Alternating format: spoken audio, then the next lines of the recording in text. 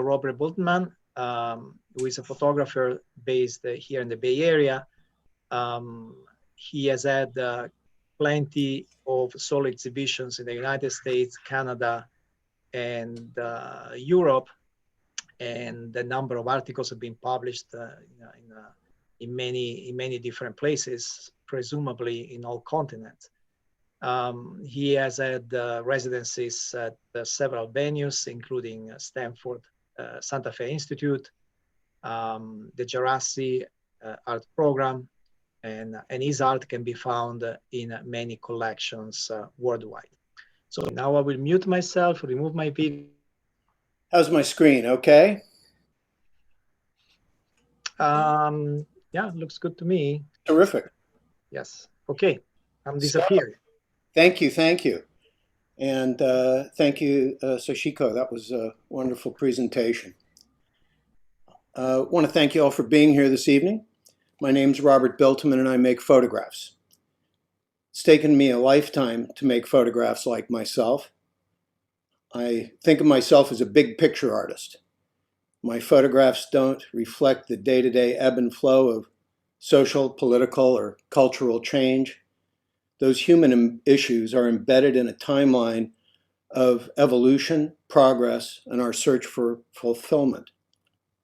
Tonight, I'm going to present a brief history of photography, along with a recounting of the specific scientific advances that have empowered me, allowed me to make my current work.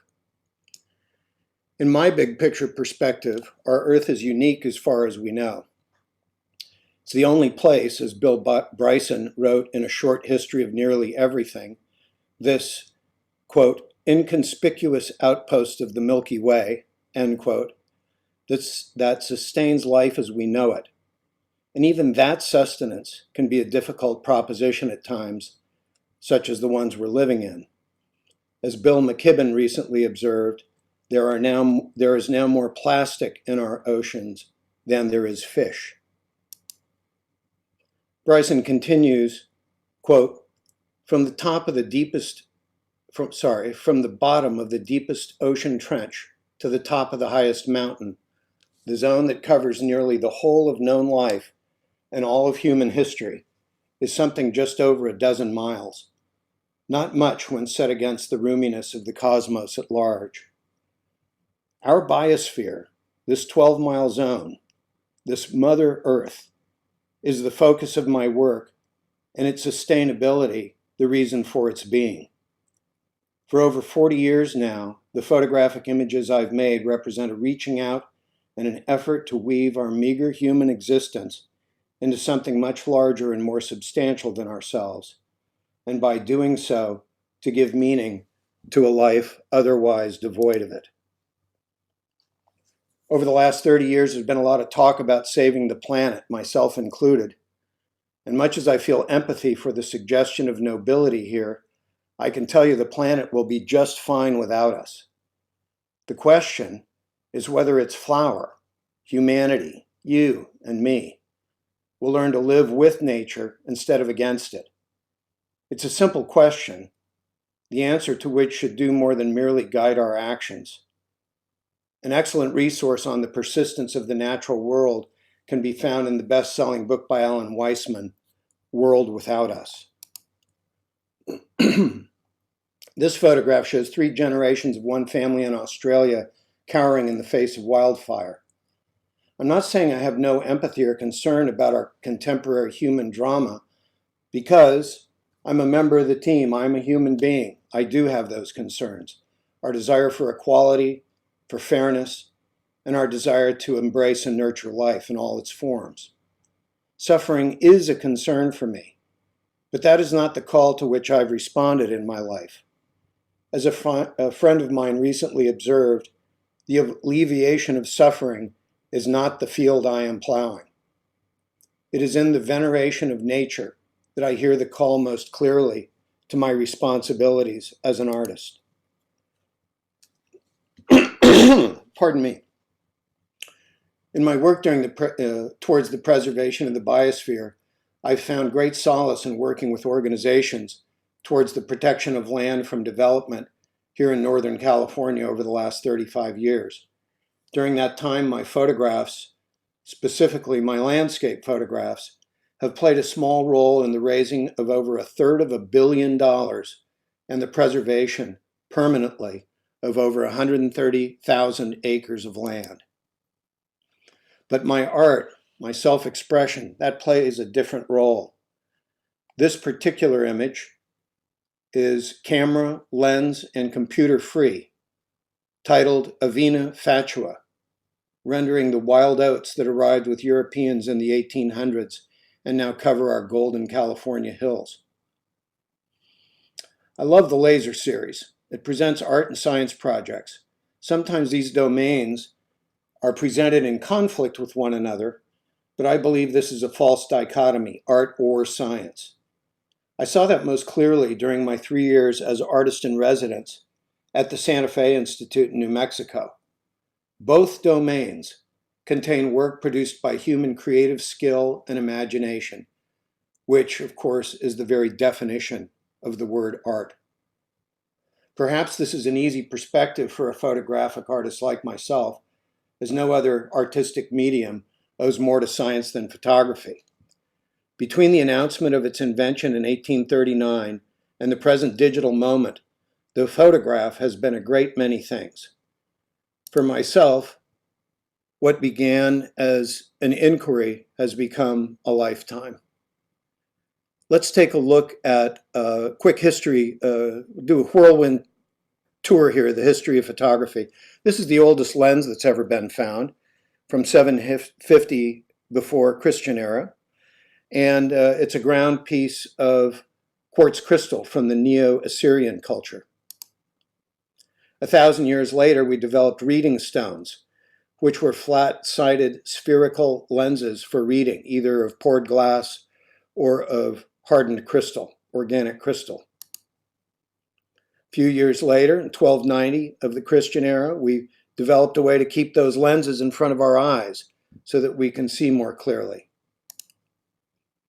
The Pinhole System, as first described by Da Vinci in 1502, was based on the work of Chinese philosopher Mozi from the 4th century before Christian era.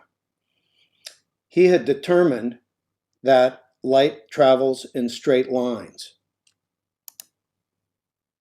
These camera obscuras were developed to form images on walls of darkened rooms with their image formation created via a pinhole, and originally they were used in room-sized areas like the one in the illustration, so that artists could make more accurate renderings of their subjects. Later on, it was the transmissive camera obscura in the 16th century.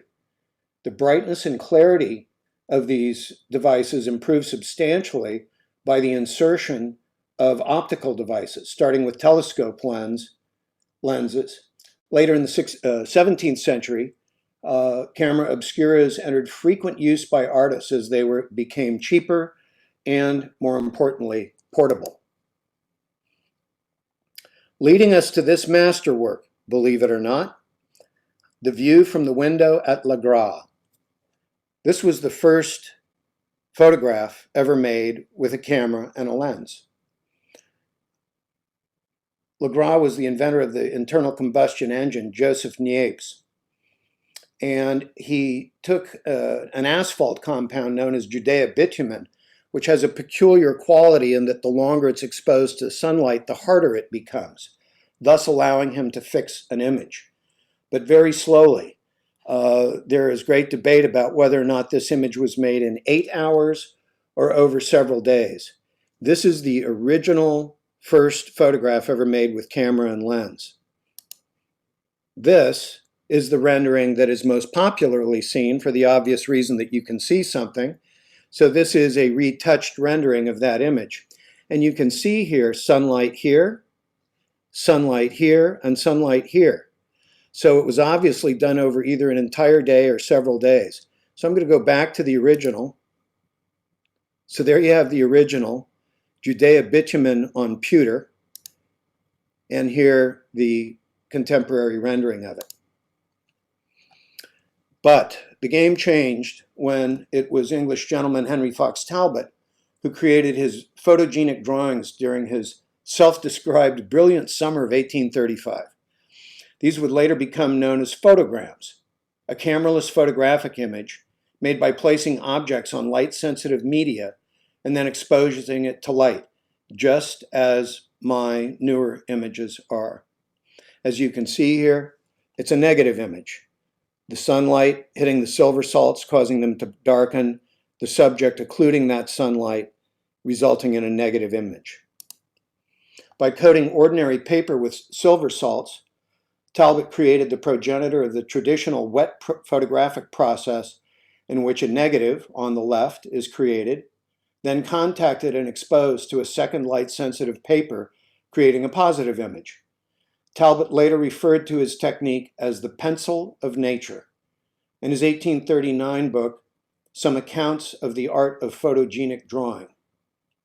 This, the oldest known print made from a negative of the latticed windows of Talbot's home, Laycock Abbey. Meanwhile, in France, competitor Louis Daguerre, who had entered a short partnership in 1829 with his fellow countryman Niepce before his death in 1833, developed his process, resulting in his first capture of a latent image in 1835. Unfortunately, it wasn't until 1837 that he figured out how to fix the image so that it would stay as it was created. However, the sensitivity and delicacy of this process that involved the coating of copper plates with mercury vapor and exposure to light by lens and camera was far beyond anything the world had ever seen. You can see the leap here from a simple photogram to this extraordinary image. You may also notice in these areas the great sharpness. You can almost see the warp and weft of the fabric and the detail. However, if you look at her face and her eyes, they appear to be a little out of focus. And the reason for that is it took exposures that were exceedingly long, so much so that if you look at my pointer here, you'll see a device. It looks like a steel pipe that goes around this woman's neck, a little bit here, here, and here. To get a daguerreotype made, you had to sit in a rigid chair with a steel brace on your neck and head for many minutes, anywhere from 3 to 10 minutes, which in this case, the young lady moved her head, thus making it out of focus. So it certainly had its limitations, but was quite beautiful. Sir John Herschel, an associate of Talbot's, continued to refine Talbot's discovery of the hypofixing process, which washes unexposed silver salts out of the paper to fix the image in perpetuity. And that technique resulted in higher quality imagery as time went by, and certainly better than anything Talbot had done. The term photography was first used by Herschel in a paper presented to the Royal Society on March 14, 1839, in which he defined it as the process or art of producing pictures by means of the chemical action of light on paper, glass, metal, etc. It's noteworthy with respect to my current work that nowhere in this definition is the word camera or lens. In the years to come, Anne Atkins of England transformed both botany and photography through her creation of 3 one-of-a-kind albums of water plants imaged on 443 hand-laid cyanotype pages entitled Photographs of British Algae, Cyanotype Impressions. This was in 1843. This elevated photography to a scientific as well as artistic pursuit, where it has remained. Her father and husband were close friends with Herschel, who invented the cyanotype process, so she had the privilege of learning firsthand from the master. As a guest of the Getty Institute in 2006, I got to spend an afternoon going through the pages of this rare and historic body of work and began making cyanotypes of my own. Most recently, this 7 by 5 foot mural, which I made with my artist wife, Julie Buelteman, during a residency at the Jurassic Artist Program on the San Francisco Peninsula. This piece entitled Redwood Grotto. Getting back to our history lesson here, in Switzerland, it was Daniel Colladon who first described this light fountain or light pipe in an 1842 article titled "On the Reflections of a Ray of Light Inside a Parabolic Liquid Stream." This marked the birth of fiber optics, without which today's world would be unrecognizable. It actually began as a parlor trick, and people would have dinner, and afterwards they'd have their after-dinner drinks, would be ushered into a dark room with this apparatus, an arc lamp, a reservoir of water, and a tray. And Colladon would show a key out of his pocket, would drop it into the tray, and turn off the room lights where it would become unseeable. Then he would pull the gate on the water, causing this parabolic liquid to flow, and when it splashed into the tray, it not only illuminated the room, but everything in the tray with great brilliance. And this really stunned people. No one had seen anything quite like this. And that marked the birth of fiber optics. So, with respect to the tools I use to make my current work, so far we've talked about the photogrammetry of Talbot, and now the fiber optics of Colladon. 100 years later, in 1939, after witnessing a demonstration of high-frequency French electrotherapy, the device produced a small flash of light between its electrodes and the patient's skin. And Soviet electrical repairman Semyon Davidovich Kirlian wondered if he could photograph it. He and his wife were both devout spiritualists, and he had this sense that maybe that was the aura that they believed surrounded all living things. He would spend the rest of his life pursuing that idea. After decades of research, his first paper was published in 1961 in the Russian Journal of Scientific and Applied Photography. This, my self-portrait from 2006, is a pure Kirlian image, my hand being used to discharge 80,000 volts of current. So we now have the constituent techniques of my art, all developed in the domain of science. Talbot's photogrammetry, Colladon's light fiber optics, and the Kirlian effect. As for my own personal work, I refer to photography as the language of light. And for the last 46 years, I've been engaging in an ongoing inquiry into that language. As the great French filmmaker Agnes Varda said, quote, "If we opened people up, we'd find landscapes," end quote. And this idea was my beginning as a photographer. As a young man, I longed for beauty and connection in my life. And in 1974, I made my first landscape photograph and titled it Sierra Spring. I believe that a great photograph shouldn't merely show us things, but rather show us the possibilities of seeing. I made this image, Arcularius Ranch, at a friend's ranch in the Eastern Sierra in 1988. It's now part of an ongoing portfolio titled Californiana, Images of the Lands. I sought then, as I do now, to infuse every image with the wonders that I see every day in life: beauty, fragility, presence, loss, relationship, and a taste of the infinite. 3 years before making this image, I embarked on a project that would reshape my life.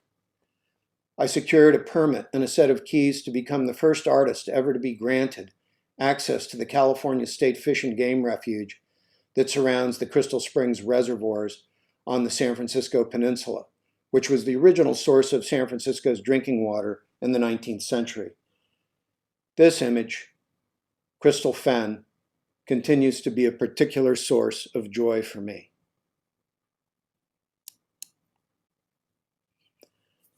Published in 1995, after 10 years on the land and some 10,000 exposures, The Unseen Peninsula was published and provided my work with the recognition I had long sought for it.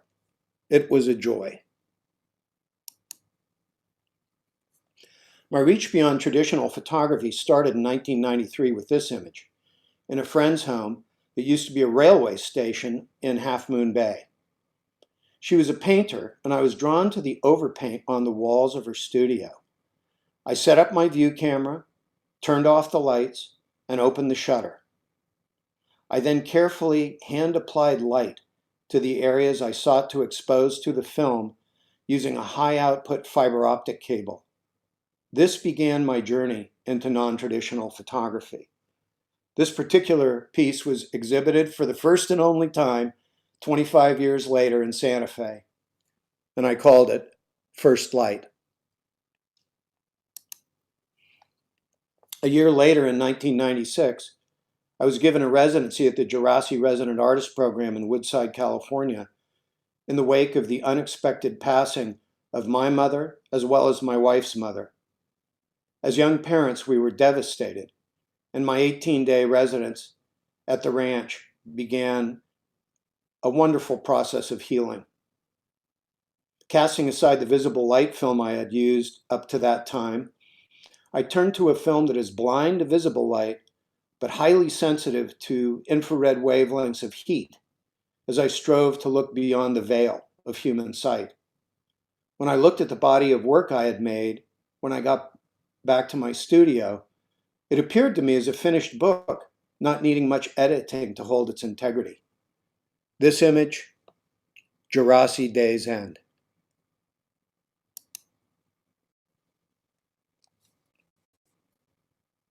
Witness, a solitary plant growing from rock at the edge of Harrington Creek. To celebrate the artist program, raise money for its endowment, and express my gratitude for my residency, we assembled a group of volunteers to write, design, edit, and publish the book, including Robert Hass, the former Poet Laureate of the United States. After spending a month on press in Italy supervising the printing of the book in 1999, I returned home and confronted a new digital world. 9 years earlier, in February 1990, Adobe released Photoshop version 1.0, and my studio was in San Francisco near my brother-in-law's studio. He was a photographer as well for the local newspaper, and he managed to get his hands on this disc.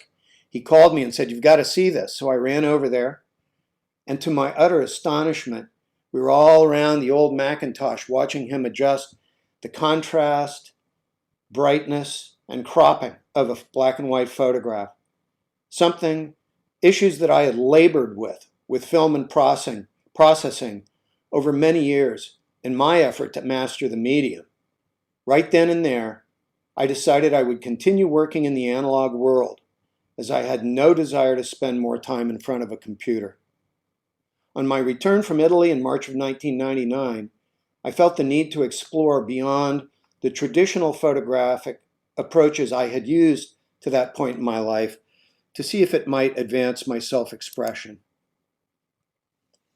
This was the beginning of my portfolio Through the Green Fuse, titled from the eponymous poem by Dylan Thomas.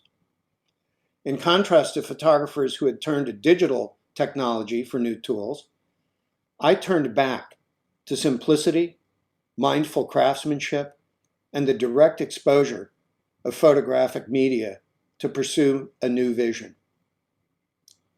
It had always been my heart's desire to create a path made by the walking, and walk I did. I'd witnessed other artists whose artistic inquiries were hindered by their success, and I'd promised myself I wasn't going to let that happen to me. And so, on a cold night in the Sonoran Desert, I decided to quit using cameras, lenses, black and white film, and computers to see if I might create new possibilities for my medium and for myself. These are some of the early results.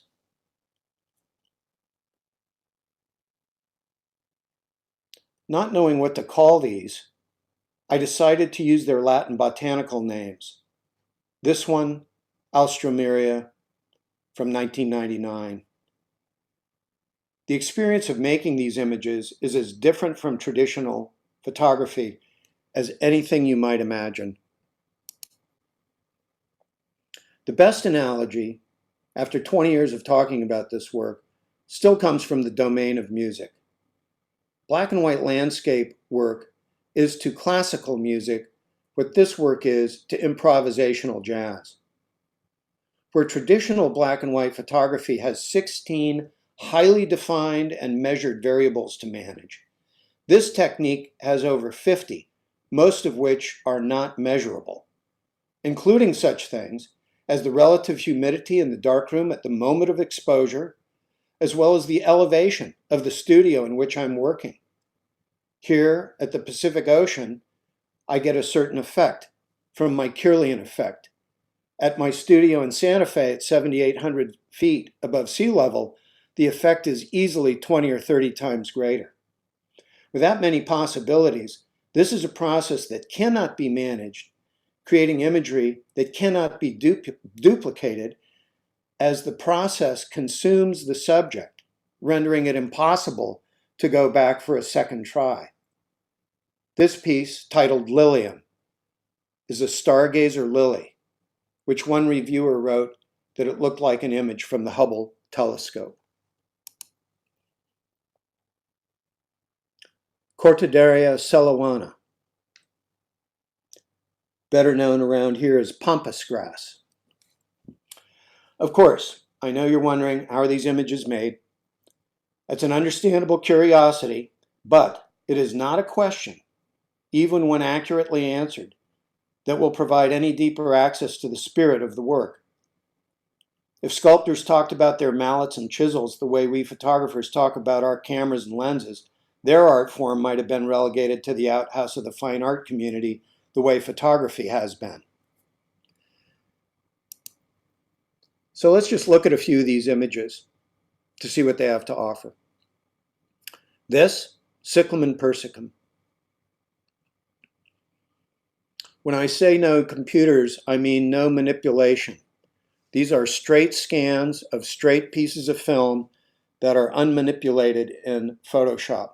Many people make assumptions about how these have been rendered, but this is the real world. This is our world, our flowers, our plants, our grasses.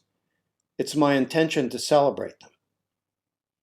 Now, some of you more astute observers of photography will notice that unlike the pristine work of my predecessors, these images have not been cropped, retouched, or otherwise cleaned up. Here, you will notice on each and every image the holes in the film that are created by the steel clips that hold the film in the processing machine. In addition, you'll see film notches. These are photographic braille that will tell me in total darkness as I feel the edge who the manufacturer was, whether it's a positive or negative film, or black and white or color film. In addition, there are fingerprints, dust, and pollen, as you see here. These were ignored intentionally to mark the hand of the maker, and also to avoid the false perfection that is often strived for in photography. You may have noticed that most photographs these days look like cartoons. That's one of the things we can thank the digital revolution for. This piece, Eucalyptus polyanthemus.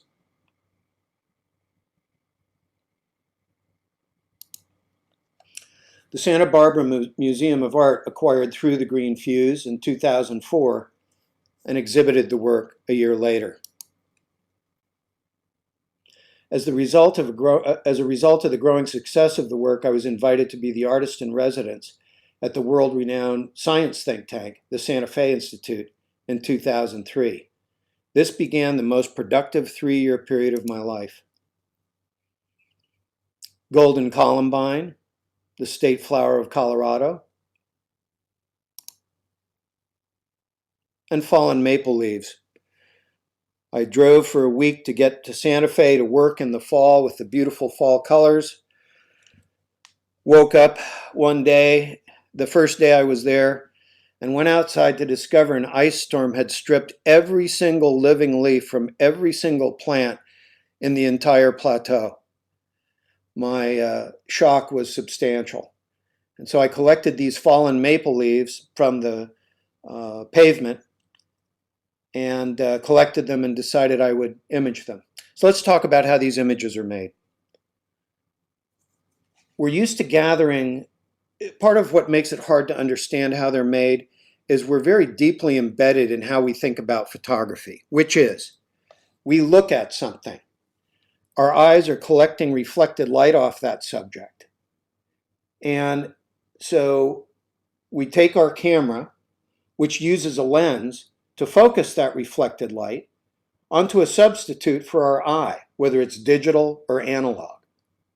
This is not that. This is approaching large sheets of film in the same way a painter might approach her canvas. So in total darkness, first, of course, I imagine what I want to finish, what I want to create. Then I go into total darkness. I take my 8x10-inch piece of film and lay it on my image easel, which is a piece of sheet metal welded to an 80,000 volt Tesla coil. I then take this black square, which is actually just a piece of cardboard, black cardstock, that has a 1 to 2 1/3 proportioned window, using that proportion to create a long and narrow image. Then, so we have film, window, then I take the leaves and I place them on the film using the tried and true Braille method. I feel with my fingers where those leaves are. In this unusual case, I've taken a piece of stained glass that's cut to the same proportion and laid it on the leaves because I wanted to see a sharp edge on the leaves. When I'm ready, I introduce a high voltage electrical discharge into the exposure matrix, which creates all these beautiful ultraviolet discharges, which can be seen all around the field. I then take a fiber optic probe, the size of a human hair, tiny, and I very methodically paint with white light the areas that I want to expose to the film. This leaf, this leaf, this leaf, this leaf. You'll notice this leaf here was not illuminated. Can't remember now whether it was intentionally or by accident. So all you can see is the Kirlian effect here. So each one of these is very painstaking to make. Indeed, it took 3,000 sheets of film to finish the first 25 images. This was kind of my swan song at the Santa Fe Institute. It was the last image I made. I had to drive from Durango, Colorado to Santa Fe, and I noticed that my idea about how aspens turn, they start green and then they go yellow and then they go red and then they go black and fall off and die, that wasn't the case, that there were green trees near orange, near yellow. And I thought, oh, it happens all at once. It's a phenomena. So this piece, titled Aspen Turning, represents 50 leaves taken from 50 different trees on that drive from Durango, each one imaged on an individual sheet of 4x5 film to a formula. So they had the same amount of electrical discharge and the same amount of fiber optic light because I wanted to present these as a happening. So this is a 40x60-inch print. At the same time, I continued my work here in Montero on the coast of California. I think and I work in terms of portfolios. I'm not really sure why, but it's always been that way. I like projects. Rancho Corral de Tierra is the name of the Spanish land grant, the last Spanish land grant in California. And now, thanks to the tireless work of the Peninsula Open Space Trust, is part of the Golden Gate National Recreation Area, and it surrounds my home and studio here on the coast side. Some of these plants are wild, some I grew from seed, such as this white clematis in my garden, as well as this cannabis sativa, grown in 2007. This is a real favorite of mine. I had the idea, we love chard, and I noticed that the rainbow chard grew more and more saturated in color as time went by. But if you didn't eat them after 60 or 90 days, they became inedible. These grew for 6 months so that I could pump up the extraordinary colors in them to capture them in this piece. I attempted to be more productive. I mentioned how many sheets of film I have to use to do this work. And I thought I could use black and white film in the darkroom, throw it in a tray of high-speed developer, and be able to get some idea about what my finished look is instead of having to wait days for the color film to be processed. Over many years, I discovered that I'd created a new portfolio, which I call the Black Fuse. And they're all studies of botanic subjects, all done in black and white. This was published first in Black and White magazine. The title of the article was Georgia O'Keeffe Meets Frankenstein. This, a desiccated, decayed leaf from our lemon tree that we dug up from the ground, and it was then treated to make it electrically conductive. Maple duet. The same maple leaf, one imaged properly on the right. On the left, I was a little confused and I imaged it through the back side of the film, making it out of focus and dark. I was upset until they fell on the light table at the same time, and I thought, oh, that's a lovely duet right there. In 2007, after a period of failing health, I was diagnosed with Lyme disease, Rocky Mountain spotted fever, Ehrlichia, and Q fever. This ended the most productive creative time in my life and has left me disabled. This next collection, Life in Shadow, was a reflection on my times and was very hard won. Nonetheless, in 2010, I was invited to be a guest at Stanford's Jasper Ridge Biological Preserve, a preserve where I had played as a child when it was known as Searsville Lake. I made a portfolio of black and white landscape works, but also collected specimens there to bring back an image here at my studio. This piece, Buckeye Cluster.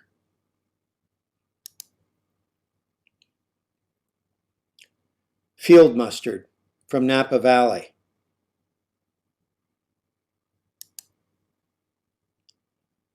Trillium in bloom, collected from one of the many redwood forests here on our coast. Fallen lichen. This fell on my shoulder during a rainstorm at the Jurassic Ranch when I was the only person up there in December.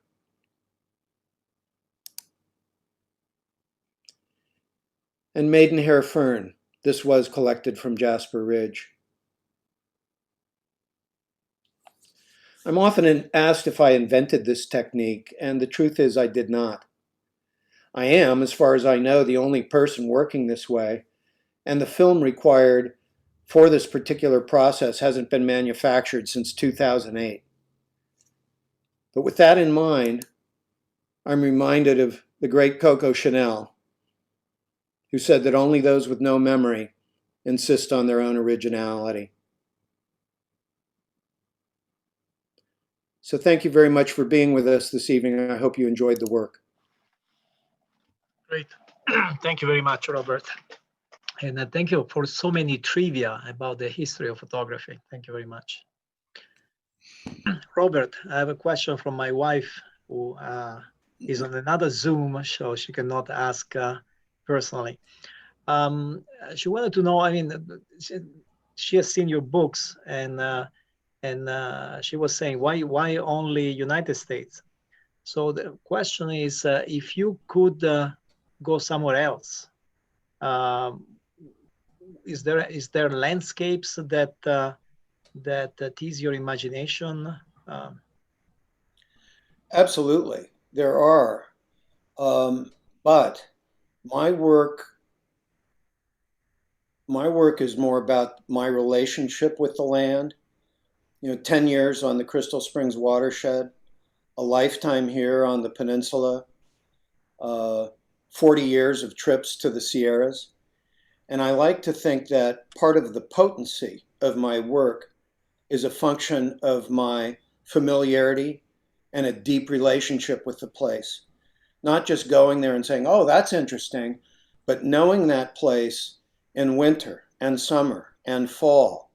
And over time, you get a deeper resonance. And I like to think that in my best photographs, that depth of relationship is something that is made tangible by the photograph. Yeah, I have to say that I think by now I know you well, and I know you have opinions about politics and society and humanity in general. And it's pretty amazing how your art actually keeps that out. You really focus on the natural environment, on the mystery of nature, on the mystery that surrounds us. So that's pretty amazing how your mind can isolate itself from. For me, it's a freedom. It's a freedom. Uh, Life is hard for people. It certainly has been challenging for me. Mhm. And when I am in the darkroom making a cameraless image, or when I'm in the field working, doing landscape work, the rest of the world disappears. And it's in those moments where I feel like I do connect to something more timeless and something more spiritual. Not big on that word because it's a nickel word, but there it is. Mhm. Oh, I agree, and I see you different from photographers who specialize in nature, and I want your opinion here. Um, do you relate to the great pioneers of nature photography, Adams? These famous names that roam the Sierras and Yosemite to take pictures of great mountains and lakes and waterfalls. Very much so. That was my inspiration, and I'm fortunate to say that I'm very close with, or friends with, Ansell's descendants. It was Sarah Adams, Ansell's granddaughter, that first showed me her collection of Kirlian images by the photographer Walter Chappell. This is going back maybe 20 years now. And I was visiting her at her home in Lee Vining up on Mono Lake. And she said, oh, I want to show you these. And she showed them to me. And boy, I locked on and I thought, that's one thing. Not sure what I'm going to do for the rest of my life, but that's something I'm going to do. And so when my second book was published and I was thinking about that I didn't want to just be known as a landscape photographer, that came to mind. The fiber optics, the Kirlian images of Walter Chappell. And I was out in the middle of the desert. And when I decided to quit using my traditional tools, I started having dreams of brilliant colors and photograms and Kirlian effect. And spent 2 or 3 weeks doing landscape work and came back here and never printed a single one of those images. They're still in the file because that's when I took off and started doing the direct imaging of sheet film. Can you click on Q&A, Robert? There's a question from you, Sure. from Kurt. Do you see it? Sure. Can you do your imaging on absolutely dry subject? Yes and no. I have now been doing this for long enough. I've gone through almost 10,000 sheets of film to make the 128 images that are in the four portfolios. So I know how to simulate electrical discharges on dry subjects, but that's not my preference. There's something about the life of a plant. There's something about the living organic matter that is part of what is expressed in the work. But yeah, I can get an electrical discharge out of just about anything. But I prefer to work with living plants. Yeah, and Robert has been electrocuted a few times, so he's definitely more than once. There's many stories about. I used to have a neck brace hanging in the darkroom as a reminder that it's dangerous because I got pretty badly electrically shocked several times, but I'm still here, so I guess it's all right. Okay, so another question. Another question for Robert. You want to read it yourself? I have a question. Not for the dry subject, but have you ever tried other living things like jellyfish or fish or fish?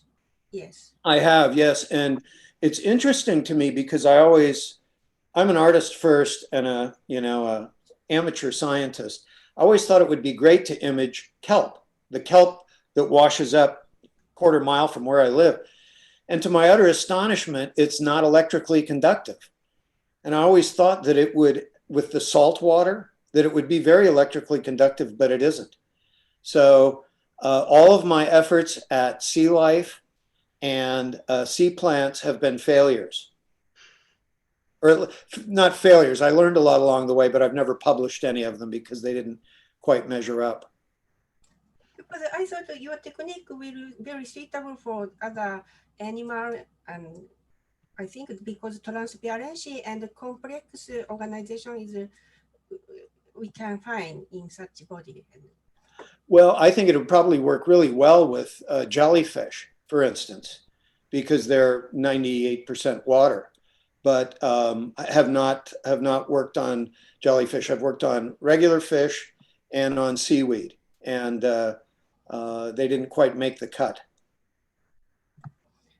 And also, for the photogram, the previous very artist like Manley and Laszlo Moholy-Nagy. And George Kepesh published the new landscape in 1956, including many scientific photographies. But such a photogram used such a dry subject and industrial materials for their piece. But you have never used such materials for your photogram. No, I have not. I've really focused on the flora of the areas that I travel to, Santa Fe, Stanford, and then here on the coast. Okay, very good. Thank you very much. Thank you, everybody. A privilege as always. Okay, let's